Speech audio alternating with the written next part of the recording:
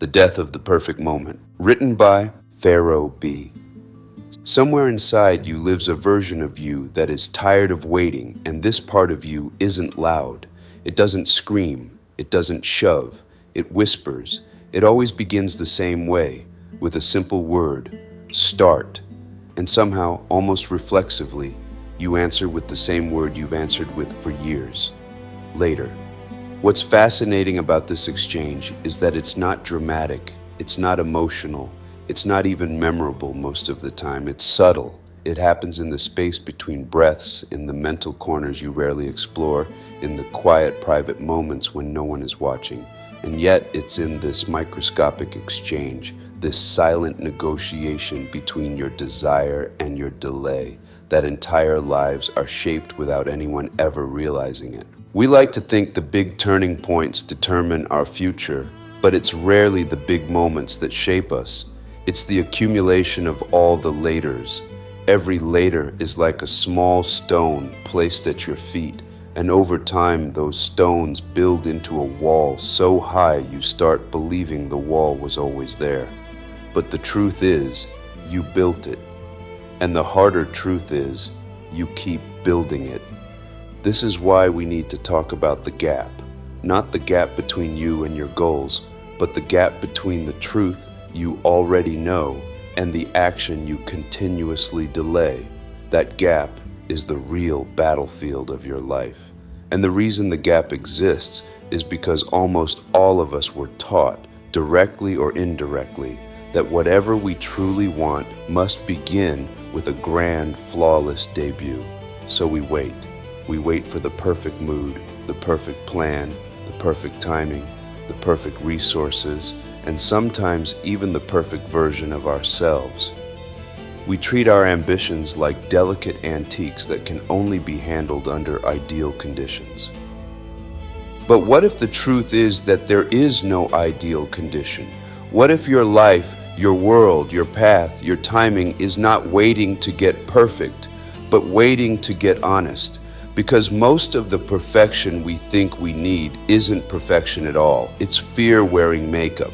And when fear dresses as perfectionism, it sounds intelligent, it sounds justified, it sounds like preparation. It feels like you're avoiding the risk of failure, when in reality you're avoiding the discomfort of beginning. I know this myth well because I lived inside it for far longer than I want to admit. I had the core idea for this framework, this very message, years ago. It wasn't blurry. It wasn't half-formed. It wasn't vague. It was clear. It was present. It was alive in me. And yet I waited. I didn't wait a week. I didn't wait a month. I waited 730 days. 2 full years of life where I lied to myself convincingly. I said, I need the perfect branding. I said, I need the perfect studio. I said, I need the perfect partner, the perfect setup, the perfect conditions. What I was really saying was, I'm scared to begin because if I begin, I lose the safety of dreaming and enter the reality of doing. I wasted 2 years designing the empty vessel. I spent time perfecting the container of a dream I was afraid to step into, and the lie felt responsible, it felt mature, it felt like planning. But in truth, it was avoidance wearing the mask of strategy. The moment everything cracked open was when I watched a peer launch a project from scratch, messy, imperfect, unfinished. And it worked. It didn't work because it was polished. It worked because it was alive. And for a moment, I felt shame. Not because they succeeded, but because I realized I had allowed my standards to become my prison cells. The pain of delayed potential is always greater than the pain of messy action. And once I realized that, everything about how I viewed not starting changed, because not starting isn't neutral. It's not passive. It's not harmless. Not starting is an active choice that costs you more than you think. You aren't avoiding risk. You're accepting a different kind of risk, the risk of never becoming the version of yourself you secretly believe you're capable of becoming. And this chronic delay, it doesn't come from laziness or a lack of intelligence or a lack of passion. It comes from an internal committee of critics that all of us carry whether we acknowledge it or not. These critics aren't random. They each play a role, and unless you can name them, recognize them, and override them, they will run your entire life from the shadows. The first is the critic. This is the voice of imaginary judgment. It speaks in vague threats. It says things like, someone else is doing it better, or they're gonna laugh at you, or you're gonna embarrass yourself. The critic never shows you actual people. It deals in silhouettes and shadows. It weaponizes possibility against you. It convinces you that the safest move is no move at all. The second is the archivist. This one is sneaky because it doesn't lie. It simply takes old truths and applies them to new contexts where they no longer belong. It remembers every awkward moment from your past and assumes that because something went wrong once, it will go wrong again. The archivist convinces you that your past is a prophecy instead of a chapter. The third is the ghostwriter. The ghostwriter's job is to produce fresh excuses daily. Sometimes the excuses are absolutely brilliant. I'll start when I'm less tired. I'll start when work slows down. I'll start next month. The ghostwriter knows your weaknesses intimately. It knows exactly what to say to get you to press snooze on your future. The fourth is the grandstander. This voice demands epic beginnings. It tells you that small steps don't matter. It wants cinematic transformation, not awkward attempts. It convinces you that unless your first step is massive, it's meaningless. And that mindset is the exact thing that guarantees you'll never develop momentum. All of these voices have one shared purpose: to shield you from the necessary awkwardness of growth. Growth feels uncomfortable at first. Change feels unsteady at first. Beginning feels wrong at first. And because your mind is wired to prefer familiarity over freedom, it treats discomfort as a threat instead of an invitation. This is the moment where I slow the room down for a second. Because if you miss this, everything else I say will simply sound like motivation instead of transformation. Take a breath, and as you inhale, I want you to gently look inward and ask yourself without judgment, who taught you that stillness was safety? Where did you learn that waiting was wise? What ancestral pattern of hesitation are you carrying forward without even realizing it? And what dream inside you has been starving because you keep feeding everything else? Your obligations, your notifications, your fear, before you feed your future. I'm going to pause here, not as silence, but as space, because reflection requires oxygen. Let the first face that appeared in your mind surface without pushing it away. Let the emotions rise without labeling them. Understanding where the hesitation comes from is the first step in breaking its authority over your life. Hesitation is not a vague feeling. It is not indecision. It is not uncertainty. Hesitation is an action. It is the moment you choose the familiar over the possible. It is the split-second decision to stay tethered to the shore, even while the part of you yearning for more is already wading into deeper waters. Hesitation sits at the doorway between who you are and who you're becoming, and it persuades you to turn around by convincing you that now is not the right time, that you are not the right person, that life is not yet in the right shape. The tragedy: hesitation speaks softly enough to sound reasonable, but consistently enough to become destiny. The most dangerous thing about hesitation is that it disguises itself as caution. It wraps itself in responsible language. It speaks in tones that sound thoughtful. Maybe I should wait. Maybe I need more clarity. Maybe it's not the best season. It's so subtle that you don't even see the cost. Hesitation steals more futures than failure ever could, because failure gives you data, but hesitation gives you nothing. Failure gives you lessons. Hesitation gives you regret. Failure moves you forward even when it hurts. Hesitation keeps you still even when you're dying to move. We think hesitation is a neutral decision, but it's not. It is an active withdrawal from your own possibility. Every time you hesitate, you reinforce the belief that you are not capable of handling discomfort. And that belief, more than any external obstacle, is what shapes the trajectory of your life. People don't fail because they aren't talented. They fail because they don't build the habit of moving while afraid. This is why the enemy is not lack of resources. lack of opportunity, lack of clarity, or lack of support. The enemy is the gap between intention and action, and that gap is ruled by hesitation. We defeat hesitation not through massive leaps or dramatic reinventions, but through something far more reliable and far more powerful: momentum.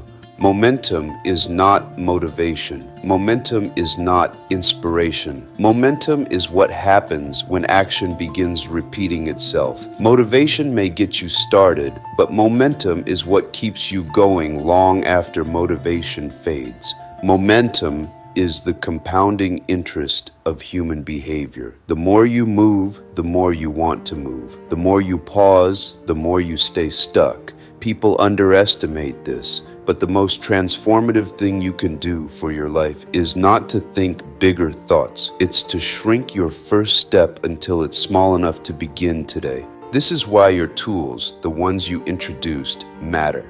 They are not gimmicks. They are psychological interventions. They interrupt the hesitation reflex by making the act of beginning too small to resist. The first is the 5-minute rule. This rule works not because 5 minutes is enough to finish anything important, but because it's enough to break the trance of inaction. The human brain resists imagined difficulty, not actual difficulty. When you tell your brain, "I need to finish this big thing," it panics. It anticipates exhaustion. It imagines failure. It projects worst-case scenarios. But when you tell your brain, "I only need to do 5 minutes," you remove the perceived threat. 5 minutes is too small to trigger fear. Once you begin, you shift out of anticipation mode and into participation mode, where fear loses its grip. But the deeper truth behind the 5-minute rule is this: your life is not changed by the completion of big tasks. It is changed by the willingness to begin small ones. The second tool is the 90-second courage window. Every intention you have lives inside a 1.5-minute doorway.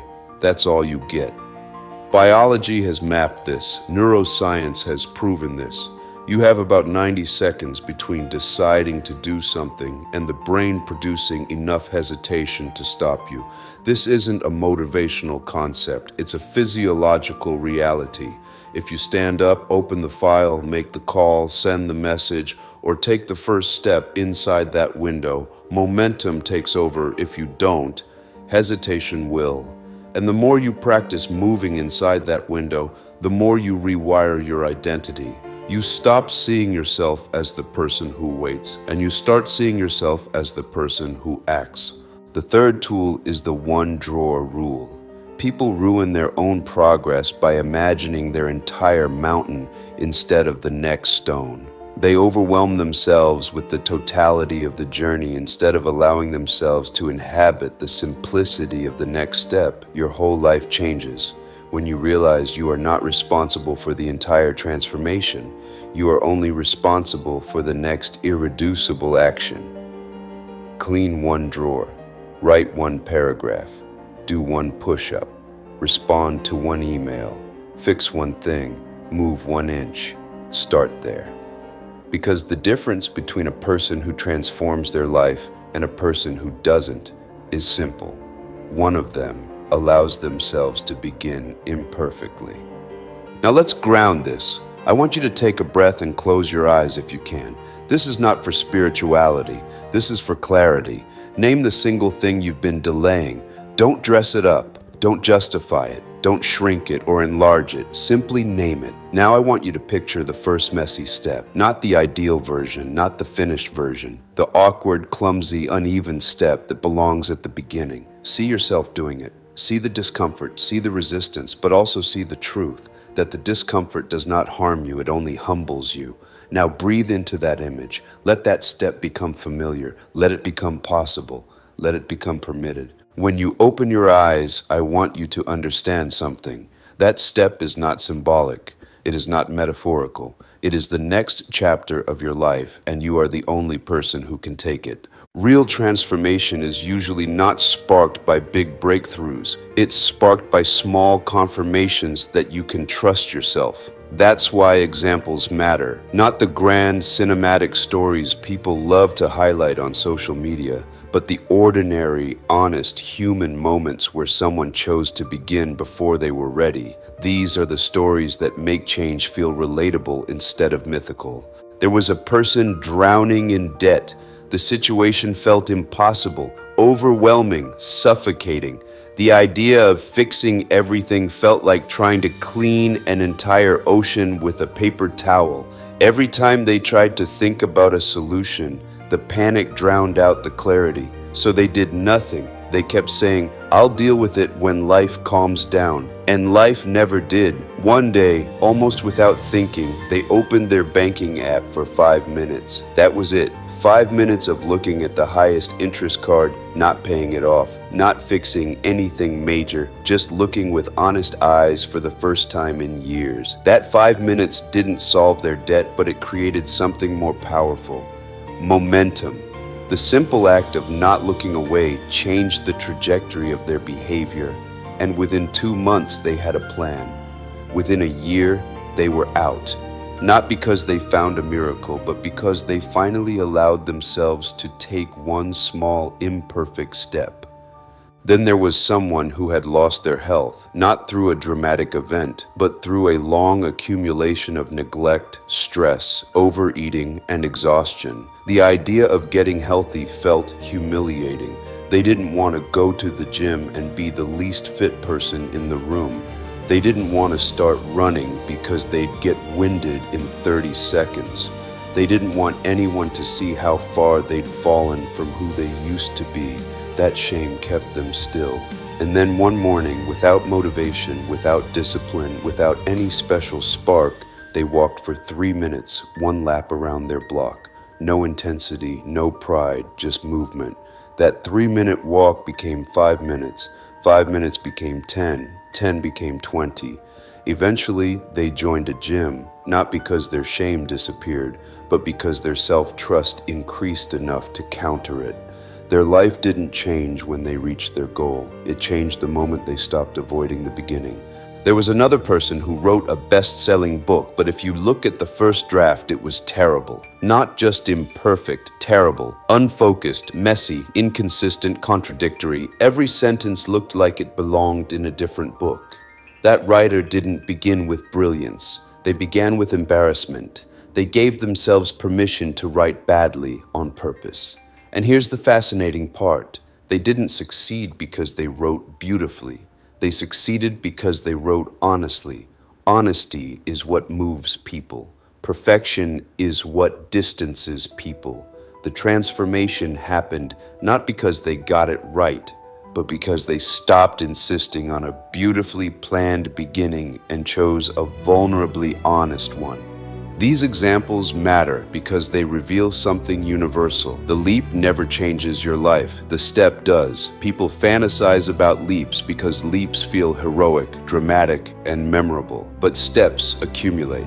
Steps transform. Steps compound. Steps build identity. A leap might change a moment, but a step changes the person taking it. Identity is where the real transformation happens. You don't need a new life.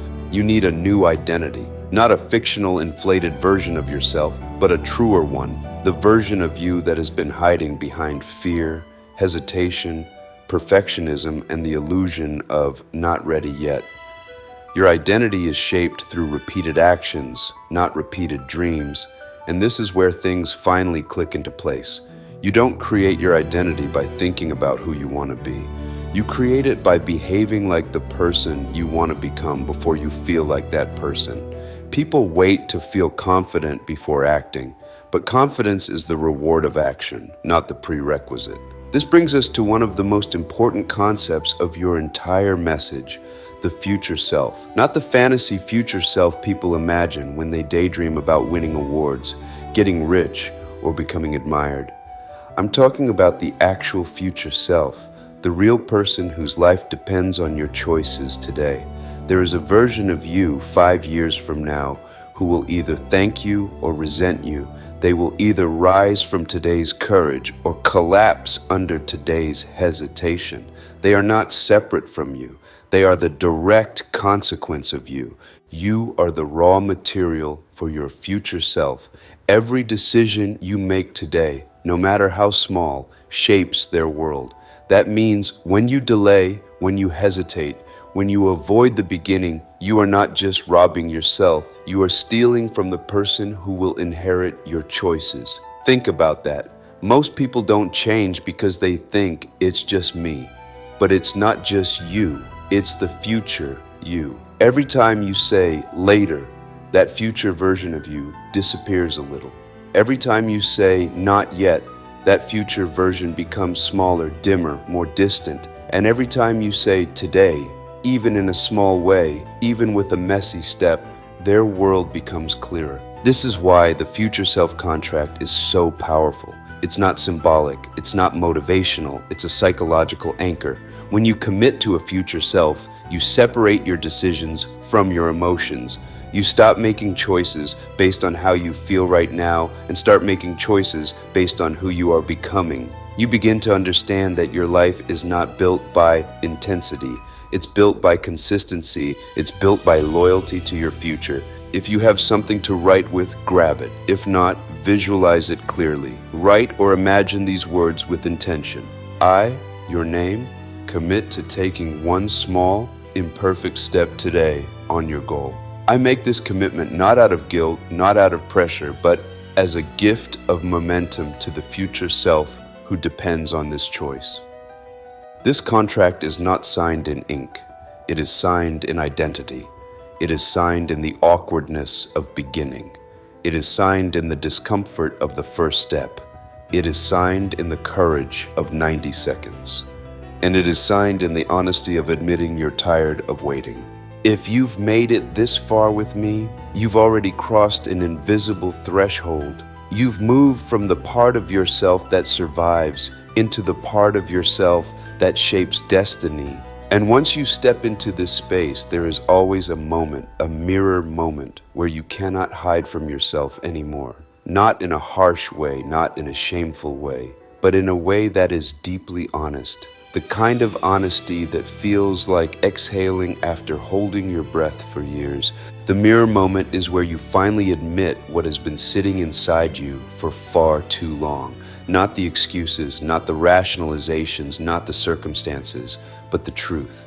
The truth that you've wanted more, needed more, deserved more, and postponed more than anyone ever realized. The truth that you've been waiting for permission. Permission from yourself, permission from the past, permission from fear, permission from people who were never meant to be the authority over your becoming. The truth that hesitation wasn't protecting you, it was shrinking you. The truth that you have always been capable, but rarely been consistent. And the truth that you don't need a better world to begin, you just need a better decision. But this is where something beautiful happens. When you see yourself clearly, without excuses, without exaggeration, without distortion, you start to realize that you're not broken, you're not weak, you're not behind, you're human. And the human experience involves longing without acting, wanting without moving, dreaming without beginning. It involves fear, hesitation, overthinking, and doubt. None of this means you are incapable. It only means you are alive. Once you understand that, the weight begins to lift.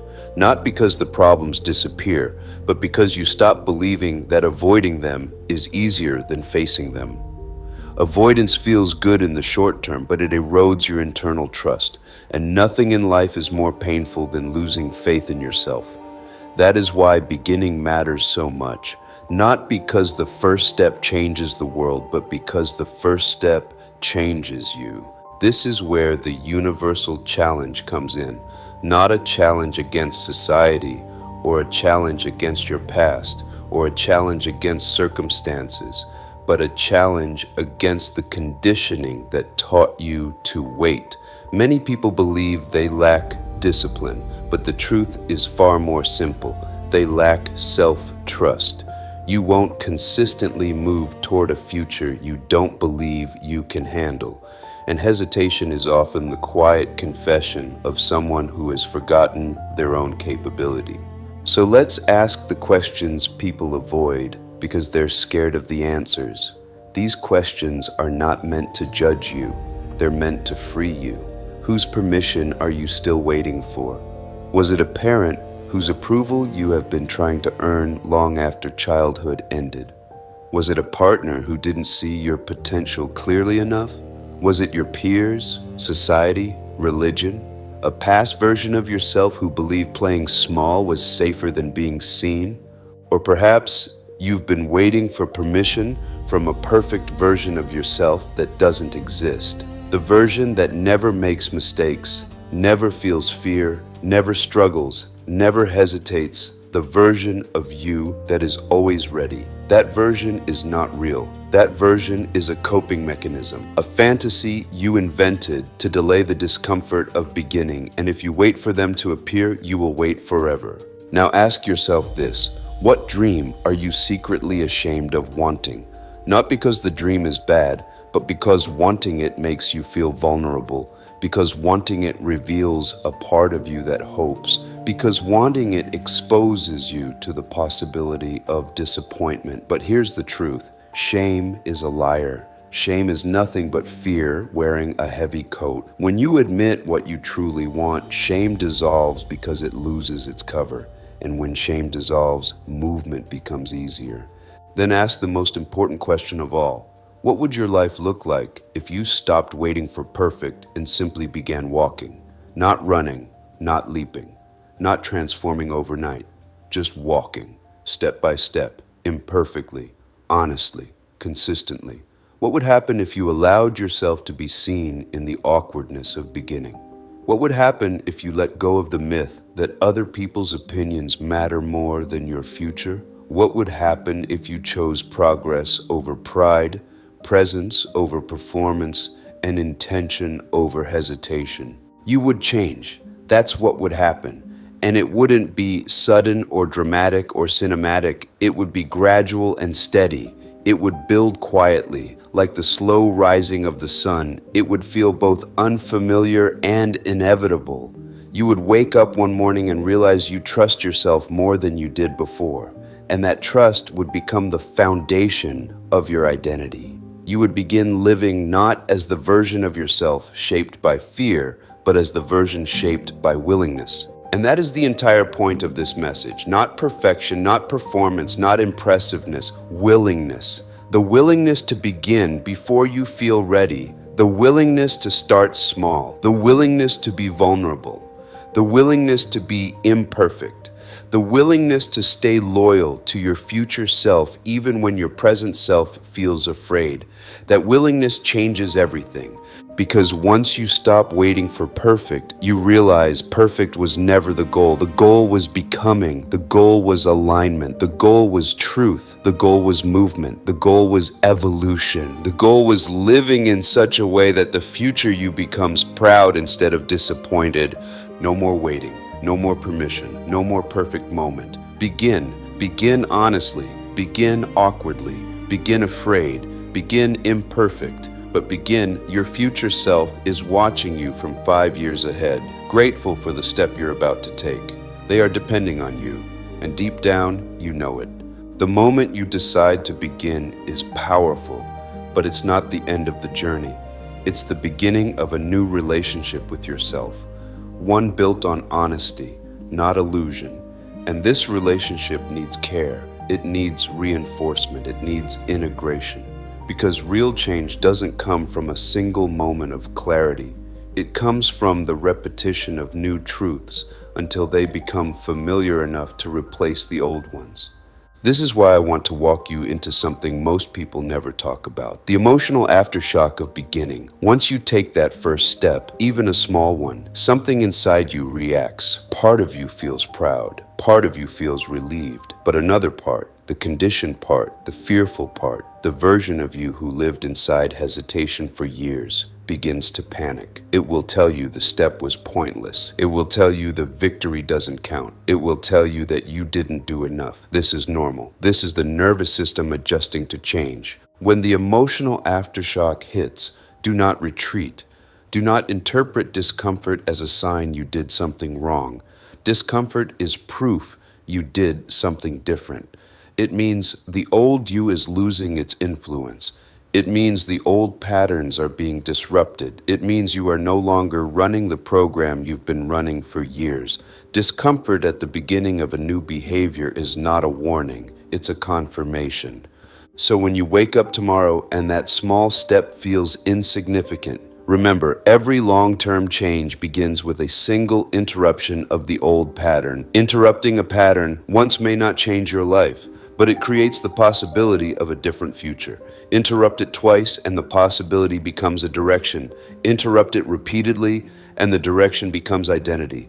This is why beginning matters so much, not because the result arrives quickly, but because the identity arrives gradually. And identity is the engine of every lasting transformation. Think of your life as a path you've been walking for years.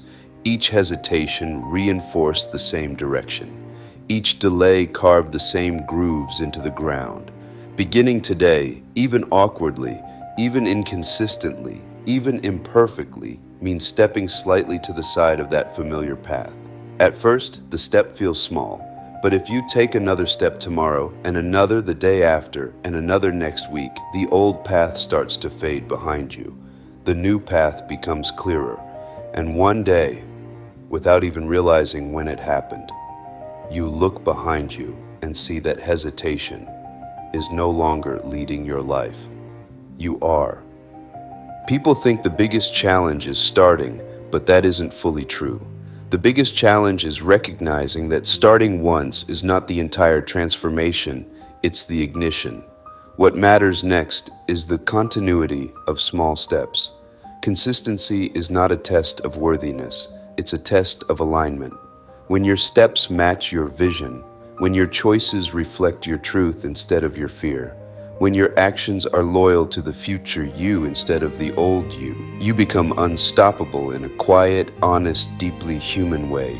So I want to leave you with something universal, something that doesn't belong to any belief system, culture, or philosophy, something that belongs to the human experience itself. Change does not require perfection. It requires honesty. Growth does not require confidence. It requires willingness. Transformation does not require readiness, it requires movement. And the life you want does not require a perfect moment, it requires a present one. Breathe and let this land in you. You are not behind, you are not late, you are not unprepared, you are not lacking. You are simply standing at the doorway of your next chapter, and the only thing that has ever been asked of you is to walk through it not gracefully, not flawlessly, not without fear, just truthfully. So here is your closing invitation, not from me to you, but from you to yourself. From this moment forward, I will no longer wait for perfect conditions to begin. From this moment forward, I choose movement over hesitation, courage over comfort, presence over postponement. From this moment forward, I will honor the future version of me by taking at least one small, imperfect step every day. The moment I stop waiting is the moment my life begins again. If you need permission, this is it. But the truth is, you never needed permission. You only needed a reminder of who you've always been beneath the hesitation, capable, aware, intentional, and ready to begin. Your future self is already smiling, and as always, I'm just the messenger. Pharaoh B.